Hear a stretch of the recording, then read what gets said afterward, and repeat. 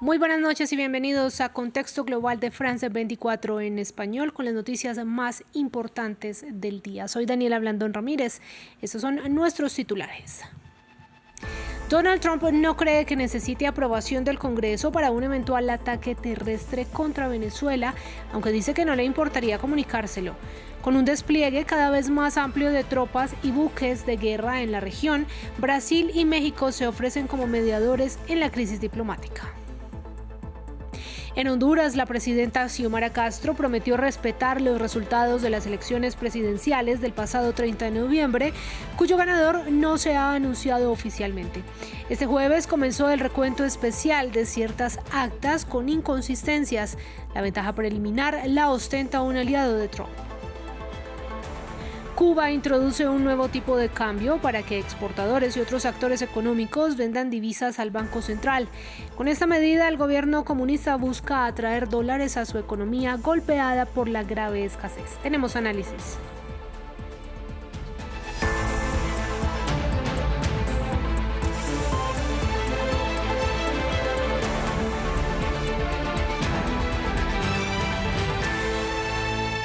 Vamos a comenzar hablando de la creciente crisis diplomática entre Estados Unidos y Venezuela. Al ser preguntado por un periodista sobre si pedirá autorización al Congreso para un eventual ataque terrestre contra el país sudamericano, el mandatario Donald Trump aseguró que estaría dispuesto a informarle, aunque según él no esté obligado. ¿Buscará usted alguna autorización del Congreso para cualquier ataque terrestre a los carteles en Venezuela?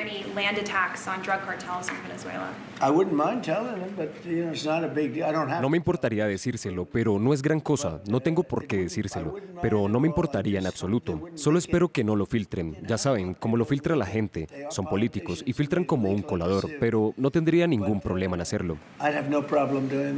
Estamos hablando de una tensión que aumenta con el pasar de los días. Esta semana la Casa Blanca ordenó el bloqueo total de todos los petroleros sancionados que intentan transitar por aguas venezolanas, mientras sigue acumulando tropas y buques de guerra en la región. Los presidentes de México y Brasil se ofrecieron para mediar entre Donald Trump y Nicolás Maduro para evitar una escalada.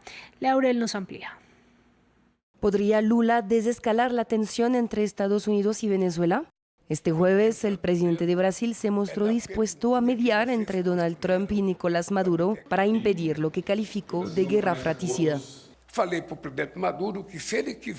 Le dije al presidente Maduro que si quería que Brasil le ayudara de alguna manera, tenía que decirnos qué quería que hiciéramos. Y le dije a Trump que si cree que Brasil puede contribuir, estaremos muy interesados en hablar con Venezuela y con usted. Hablar con otros países para que podamos evitar un conflicto armado aquí en América Latina y en nuestra querida Sudamérica. Y Brasil valora mucho eso porque compartimos muchos kilómetros de frontera con Venezuela. Muchos kilómetros de frontera con Venezuela. Más temprano ese día, uno de los vecinos de Estados Unidos también ofreció convocar a países americanos y de otros continentes para buscar una salida sin el uso de las armas. Se trata de México, a través de la voz de su mandataria, Claudia Sheinbaum, quien urgió además a la ONU a asumir su papel para evitar cualquier derramamiento de sangre. Más allá de el gobierno de Maduro en Venezuela, ese es otro tema. El tema central es el intervencionismo y el injerencismo. Si hay un conflicto, hay todos los mecanismos establecidos por Naciones Unidas para que haya una solución pacífica.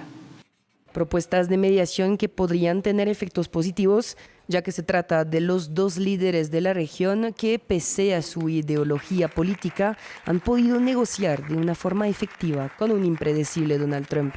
Además, se producen en un momento en que Estados Unidos ha intensificado la presión sobre el gobierno chavista, con el bloqueo por parte de Washington de la entrada y la salida de petroleros venezolanos sancionados como último capítulo de esta escalada de tensión en el Caribe. Y en Honduras, este jueves comenzó con retraso el recuento especial de alrededor del 15% de las actas con inconsistencias de la elección presidencial del pasado 30 de noviembre, de la que todavía no se ha declarado un ganador oficial. El resultado preliminar arroja una estrecha diferencia entre Nasri Tito Asfura, del Partido Nacional, que cuenta con el respaldo del presidente de Estados Unidos, Donald Trump, y Salvador Nasrallah, del Partido Liberal. La presidenta anunció que respetará el resultado y garantizará una transición pacífica del poder. Para respetar la voluntad y soberanía del pueblo de voto por voto de las 19.167 actas presidenciales, respetaré, repito, aún en estas difíciles circunstancias, al ganador que proclame el Consejo Nacional Electoral. Vamos a quedarnos en Centroamérica para hablar de Cuba, que puso en marcha un nuevo régimen cambiario con el que espera atraer divisas en medio de una aguda escasez y también atacar el mercado paralelo. Este país ha venido dolarizándose cada vez más y flexibilizando sus políticas hacia los inversionistas. Para analizarlo conectamos con Ricardo Torres. Él es doctor en Ciencias Económicas de la Universidad de La Habana. Señor Ricardo, muy buenas noches para usted. Y primero que todo, como parte de este nuevo sistema, entonces ya no habrá dos, sino tres tipos de cambio oficiales. ¿Cómo funcionarían? Esto es un poco técnico, pero quisiéramos saber qué impacto tendría para los cubanos de a pie. Sí, bueno, primero que todo, gracias por invitarme. Efectivamente, hoy empezó a funcionar un mercado cambiario para los hogares y parte del sector privado en Cuba. Un mercado cambiario formal. Y sí, efectivamente se introduce una tercera tasa de cambio. En este caso empezamos hoy con 410 pesos por $1 de Estados Unidos. Básicamente aquí lo que tenemos es que se va a formalizar un circuito de operaciones que ya estaba funcionando de alguna manera en el mercado informal.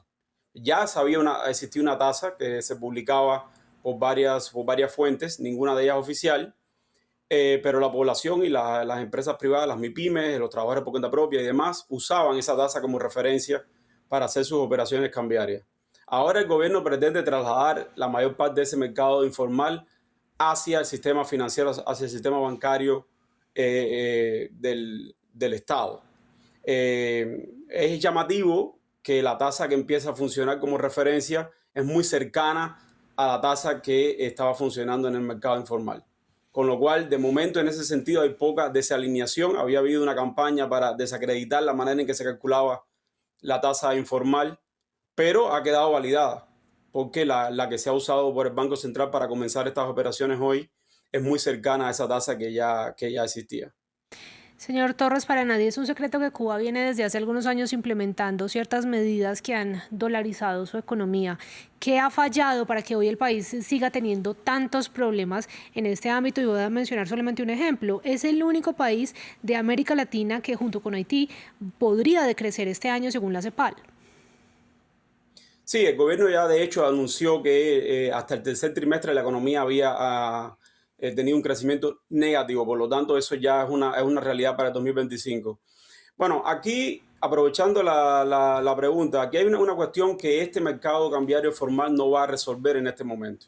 Efectivamente vamos a tener tres tipos de cambio, la economía segmentada, y eso siempre introduce distorsiones e ineficiencias.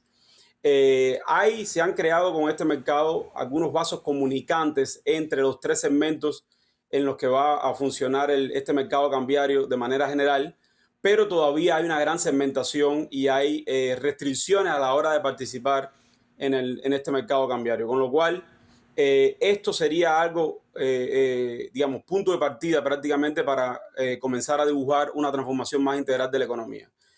Para terminar de manera muy sencilla la respuesta, yo diría que lo que ha faltado esencialmente es un plan integral y coherente para atender las causas fundamentales, las causas esenciales de la crisis económica que tiene Cuba. Un país cuya economía, el sector productivo está prácticamente paralizado y por el otro lado, una economía que le cuesta mucho exportar, vender al resto del mundo. Por lo tanto, una razón fundamentalísima para que se hayan presentado todas estas distorsiones cambiarias es el hecho de que hay una escasez de dólares tremenda en la economía. Y de esa manera un país no puede funcionar, mucho menos una economía pequeña y necesariamente abierta como lo es la economía cubana. Claro, le cuesta mucho exportar y también es un gran importador. Quiero preguntarle finalmente, y por favor le pido que sea breve en su respuesta, Cuba ha tenido una mayor apertura hacia la inversión. Recientemente la circulación de dólares se extendió al sector privado. ¿Qué tanto puede funcionar entonces esta estrategia? Sí, bueno, el gobierno ha estado tomando medidas recientemente para tratar de atraer más capital extranjero, para tratar de, digamos, estimular que una mayor parte de los flujos de dólares transite por el sistema financiero.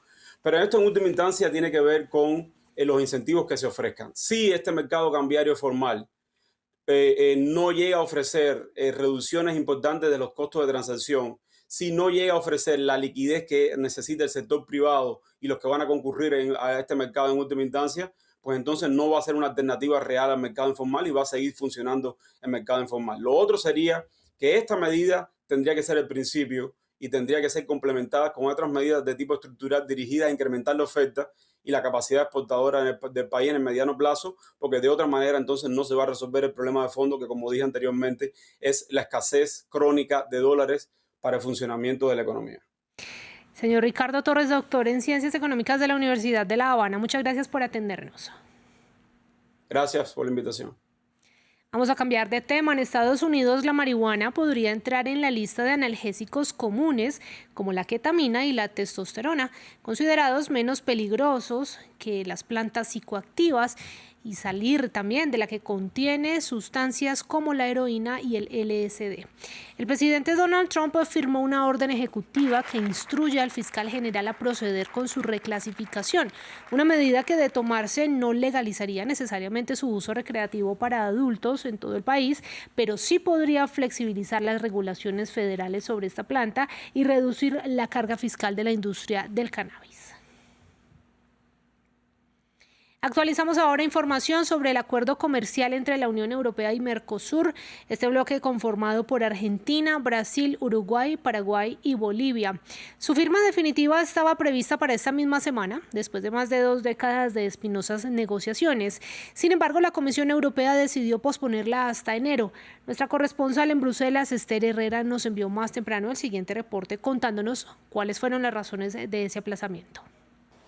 Hola, buenas tardes. Como comentabas, este fin de semana los países europeos no van a firmar el acuerdo con Mercosur, tal y como está previsto. Lo ha comunicado hace escasos minutos la presidenta de la Comisión Europea, Ursula von der Leyen, a los líderes europeos en una cena aquí en la cumbre europea, principalmente debido al bloqueo de numerosos países, pero principalmente de Francia e Italia, que hacían una minoría de bloqueo. El objetivo es que se espere un mes más, así lo ha asegurado la presidenta de la Comisión Europea, confirman fuentes europeas, a este enero, pese a las advertencias de Brasil a priori de que si no se firmaba este fin de semana, muy difícilmente este acuerdo se podría seguir adelante. La primera ministra italiana, Giorgia Meloni, ha asegurado hoy que es necesario un mes más, sobre todo para que la Comisión Europea dé más garantías a los agricultores,